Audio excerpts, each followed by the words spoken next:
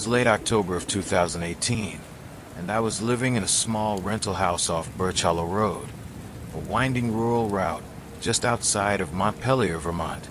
The kind of road where rain seemed heavier, where trees bent close over the asphalt like a tunnel, where the night could swallow you whole if you turned your headlights off. I'd moved there only 3 weeks earlier, looking for quiet after a bad breakup and months of stress from city life. I wanted isolation.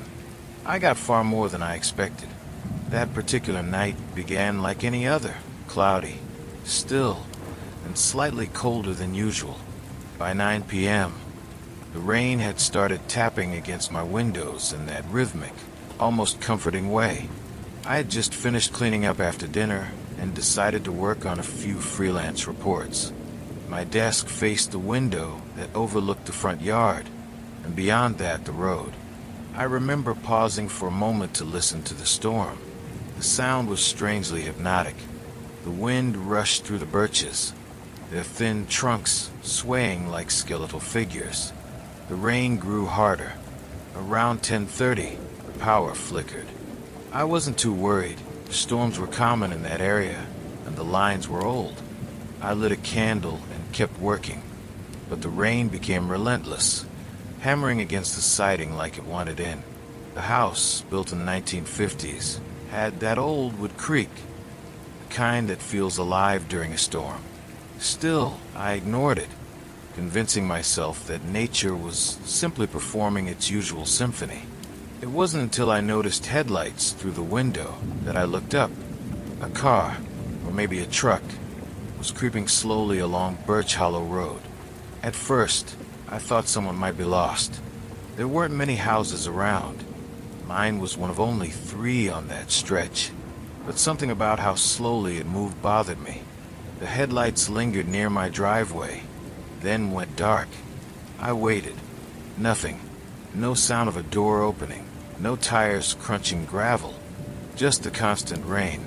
I convinced myself that maybe the driver had stopped to check directions or avoid hitting a fallen branch. Still, the unease sat in my stomach. I tried to get back to work, but it felt like my house had become smaller somehow, as though the dark outside was pressing in closer. Around midnight, I heard it, a low, distinct thud on the porch.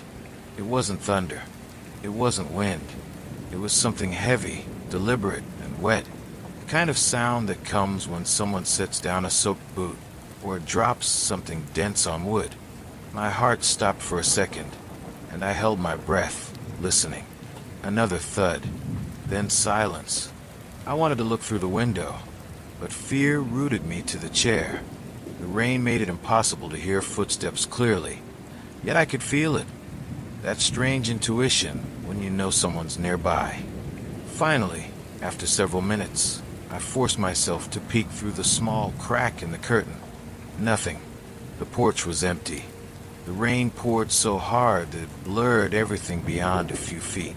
The headlights that had been on the road earlier were gone. I remember feeling both relieved and unsettled, like I had narrowly missed something I wasn't meant to see. I tried to shake it off. I double-checked that the doors were locked and sat back at the desk. But when I looked down, there was a wet footprint just inside the front door, faint but clear. I froze. I hadn't gone outside. No one had come in. The shape was narrow and long, like a boot print, angled slightly inward. The floor around it was dry. My mind scrambled for explanations. Maybe I had tracked it earlier without noticing. Maybe it was old, but the print was too fresh, the edges glistening with new moisture. I grabbed a towel and wiped it away, my hands trembling. The wind picked up again, rattling the old windows. I remember thinking that I just needed sleep. That fear makes people see patterns in chaos. I turned off the candle and went to my bedroom. Sometime during the night, I woke up. It must have been around 2:40 a.m., because I remember my phone's clock glowing faintly on the nightstand. The rain was still hammering the roof, but something else mixed with it. A faint dripping sound, slow and irregular, coming from the hallway. I sat up, listening carefully. The dripping didn't match the rhythm of the rain outside. It sounded closer, like water falling onto wood. I got up and walked toward the hall, every creak of the old floor echoing in the quiet. When I reached the end, I saw it. A thin line of water running down from the ceiling near the front door. But then, just as I was about to grab a towel, something flashed. A shape reflected faintly in the window's glass. For a brief instant, illuminated by lightning, I saw the figure of a man standing on the porch, motionless, his face turned toward the door. I stumbled backward, nearly tripping. My pulse roared in my ears. I blinked, but the next flash of lightning revealed nothing. The porch was empty again. I stayed awake until dawn, every sound magnified by the storm. The moment the light began to rise, I opened the door and stepped outside. The rain had stopped, and the air smelled of wet earth and pine. The porch was soaked, but there was something worse. Muddy footprints leading from the steps to the window, right up to where I had been sitting the night before. The prints stopped abruptly at the edge of the porch. No return trail, no sign of anyone walking away. Just the faint shape of a heel that seemed to fade into the wood grain. Later that day, when the sun finally came out, I walked down to the road. There, half buried in the mud, was a single old boot, waterlogged, the leather almost black, the sole separating. Inside it, wedged deep in the heel, was something small and metallic. When I pulled it free, it turned out to be an old Vermont highway badge, the kind issued decades ago to state road workers. The number etched on it had rusted almost unreadable, but I made out part of it. 1963. I went back inside, shaken. That night, I called the county office and asked if any accidents had ever happened on Birch Hollow Road. The clerk on the line paused for a long time before saying yes. A maintenance truck had gone missing during a rainstorm in 1963. They found the wreck months later, deep in the creek beyond the bend. The driver was never recovered. Every storm since then, people claimed to see headlights appear and vanish along that same road, always during heavy rain. I moved out 2 weeks later. To this day, whenever I hear rain against the window, I still picture that waterlogged boot and those footprints leading up to where I sat, as if something long lost was still searching, still wandering that hollow road, waiting for someone to notice.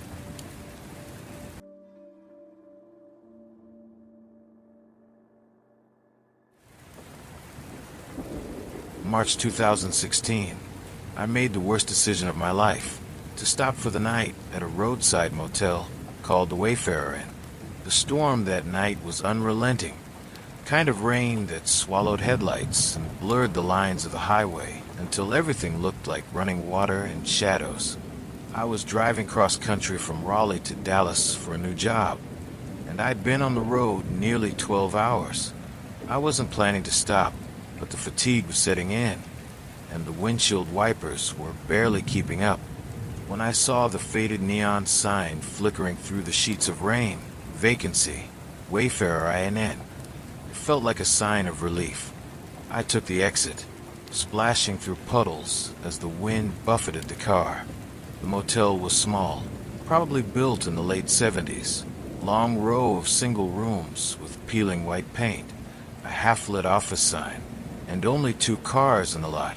I pulled up close to the office, water streaming down the glass, and took a deep breath before stepping out into the downpour. Inside the lobby, the smell of mildew hit immediately. A bell on the counter gleamed dully under a buzzing fluorescent light. Behind the counter sat a woman in her 50s, wearing thick glasses and a faded cardigan. Her expression was polite, but distant, like she'd already seen too many faces in too many storms. I remember the clock behind her said 11:47 p.m. She gave me a key, room 12, and told me to park around back since the lot up front tended to flood. The rain was heavier now. I grabbed my bag and hurried to the back of the building. The parking area there was darker, shielded from the road by a line of trees. A single security light flickered above the far corner, giving everything that dim orange hue that made wet asphalt look almost alive. My room was at the end of the row, next to the last door. When I stepped inside, the air felt stale, untouched. The carpet squished faintly under my shoes, not soaking wet, but damp enough to make me uneasy. The walls were pale yellow, stained darker near the floorboards. There was an old TV bolted to the dresser, a bed with a thin blanket, and a small table beside the window. I tried not to think about how many strangers had slept there before me. I turned on the heater and kicked off my shoes. The wind howled outside, rattling the thin windows, and rain drummed endlessly on the roof. I remember lying back, exhausted but unable to fully relax. The storm outside was almost comforting in its consistency, until I noticed something off about the sound. It wasn't steady anymore. There was a rhythm of pause, and then another impact, heavier, slower. It wasn't on the roof. It was on the door. 3 soft, deliberate knocks. At first, I thought maybe it was the wind blowing debris against the door, but the sound was too measured, a distinct pattern. I froze, staring at the handle, waiting. The knocks came again. 3, then silence. I didn't move. The clock on the nightstand said 12:28 a.m. I wanted to check the peephole, but a strange instinct told me not to. Something in me, maybe exhaustion, maybe fear, said that whoever was out there already knew I was awake. I stayed still for a long time, listening. Then, faintly, I heard something else. The soft shuffle of footsteps on the wet walkway outside, moving past my room, stopping briefly near the next door, and then continuing. I waited until the sound disappeared completely before I exhaled. Eventually, I convinced myself it was just another guest, someone lost or confused in the storm. I tried to sleep again. At some point, I drifted off. When I woke up, the room was dark except for the faint orange glow leaking through the window curtain.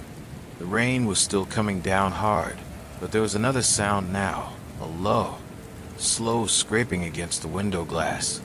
The curtain fluttered slightly with each stroke, like something thin and deliberate was brushing it from the outside.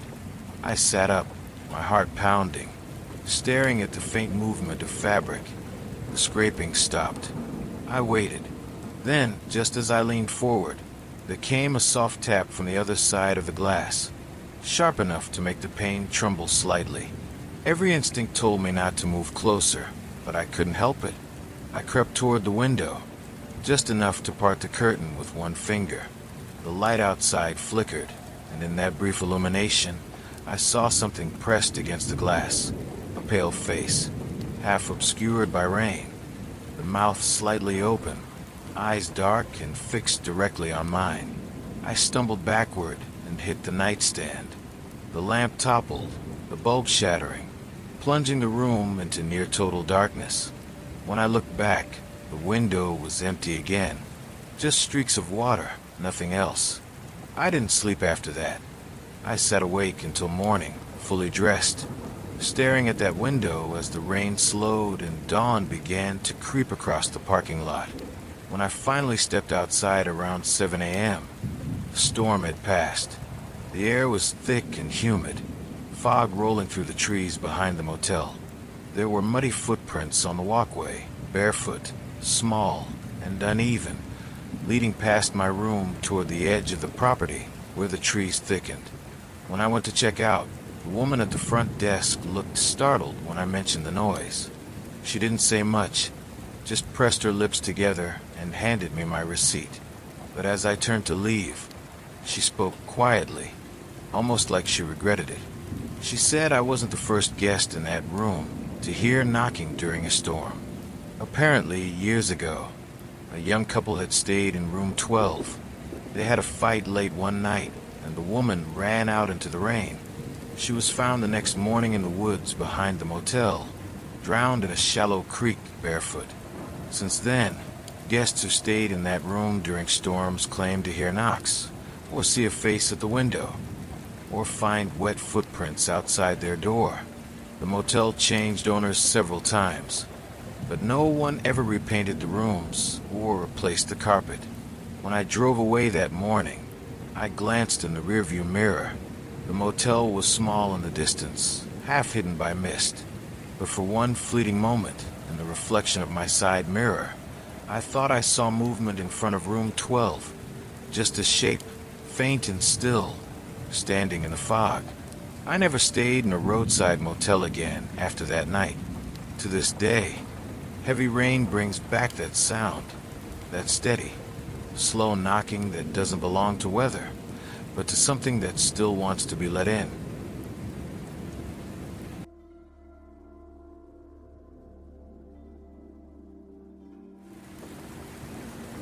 In the summer of 2019, I decided to camp alone in the Pisgah National Forest in western North Carolina. I'd done plenty of solo hikes before, long trails, rough weather, nights under storms, but that trip changed everything I thought I knew about being alone in nature. It's hard to explain what happened without sounding like I've lost my grip, but I know what I experienced, and I've never gone camping alone again. The forecast had called for scattered rain, nothing serious. I'd planned to hike out to a remote spot near a stream that ran below an old logging road, a quiet place where I could set up a tent, make coffee over the fire, and fall asleep to the sound of water. It was about 5 miles from the nearest campsite, off a narrow trail only locals used. By early afternoon, clouds had started building fast, low, gray, and heavy. I reached my spot around 5 p.m., set up camp, and gathered enough wood to last through the night. The woods there were thick with pine and poplar, their trunks slick with moss, and the air rich with the smell of wet soil. I remember how the light dimmed early, how the forest took on that still, muted quiet before rain. The first drops started around 7 p.m., gentle at first, like mist filtering through the branches. I crawled into the tent with my lantern and journal, listening as the rain strengthened. By 8:30, it was a full storm. The sound of it pounding the fly of the tent was deafening, a constant wall of noise. It felt oddly comforting. I was dry, warm, and cut off from everything. It wasn't until closer to 10 p.m. that I began to notice something strange about the sound of the rain. It wasn't constant anymore. It stopped and started again. At first, I thought it was wind patterns, maybe the trees blocking it. But then it happened in a way that felt deliberate. Silence for 3 seconds, then a short burst, then silence again. It reminded me of footsteps, heavy ones, slow. I held my breath, trying to separate the sounds from the storm. My rational mind told me it was just branches or runoff from the ridge. But the pattern continued, a series of dull, wet impacts, uneven and close. The realization that it wasn't rain at all sank in slowly. It was the sound of something moving through the mud outside my tent. I turned off the lantern, suddenly aware of how bright it must have looked from outside. The darkness swallowed me whole. The rain picked up again, masking whatever had been there. I sat still, straining to hear, feeling every muscle in my body tighten. For nearly 20 minutes, nothing happened. The storm grew louder, the air thicker with humidity. I almost convinced myself I'd imagined it. But then, right as a distant rumble of thunder faded, I heard a low, guttural sound behind the tent. Not quite human, not animal either, just a kind of wet breathing, like someone inhaling through waterlogged lungs. Every part of me screamed to unzip the flap and run, but where would I go? The forest was pitch black, the rain relentless. If I panicked and ran, I'd lose the trail in seconds. I stayed frozen, barely daring to breathe. The sound moved slow, deliberate, circling the tent. I could hear mud sucking beneath each step. Then came a faint scrape, like fingers dragging across the fabric wall just inches from my face. The tent shuddered slightly. Someone was touching it. The air inside grew thick, heavy, suffocating. I could hear my own heartbeat pounding in my ears. I waited for a face to press against the nylon, for a hand to tear it open, but none of that came. After several long minutes, the noise faded. Just the storm again. I didn't move the rest of the night. I sat upright until dawn, the lantern unlit, every nerve in my body alert. When light finally came, the forest was wrapped in fog. The rain had stopped, but everything was dripping, branches, grass. Even the air felt like it was melting. I stepped outside, the ground soft and dark from the storm. My boots sank deep into the mud. That's when I saw them. Footprints. Not boot prints, not animal tracks, bare feet, large, deep, and erratic. The trail of them circled my tent twice before veering off toward the creek. The mud had preserved them perfectly, the toes splayed wide, as though whoever, or whatever, had stood there was barefoot in freezing rain. I followed them a few steps before stopping. Something about them felt wrong. The impressions weren't clean. They seemed distorted, uneven, like the skin that made them wasn't flat or whole. I turned back, packed up camp in record time, and started hiking toward the main trail. Every sound of dripping water or a breaking branch made me flinch. Halfway down the ridge, the fog grew thicker. I could barely see 10 feet ahead. And then, through the mist, I heard it again. That wet, slow breathing. I stopped dead. It was close, maybe 20 feet behind me. I didn't turn around. I just started walking faster, refusing to look. My boots sloshing in the mud, my pack heavy with water. The forest was completely silent now except for my footsteps. Even the birds were gone. When I finally reached the trailhead, my car was still there. Thank God. I threw everything in the trunk and drove without looking back once. That night, safe at home, I told myself it was probably just another camper, someone disoriented in the storm. But later that week, curiosity got the better of me. I searched online for anything about strange sightings in that area of Pisgah Forest. There were stories, lots of them, stretching back decades. Accounts of campers hearing footsteps during storms, of something that walked barefoot through the mud, circling tents, leaving no trace beyond the first light of morning. Locals called it the Soaked One, a man, or what used to be one, who drowned in the 1940s when his logging crew was caught in a flash flood. They said his spirit still wandered the forest during rainstorms, drawn to the sound of water, looking for shelter that never comes. I don't know if I believe in ghosts, but I do believe in what I heard. And every time it rains at night now, that sound, that deliberate, heavy, dragging step, plays back in my head, as if the storm is reminding me that the forest remembers who trespassed under its rain.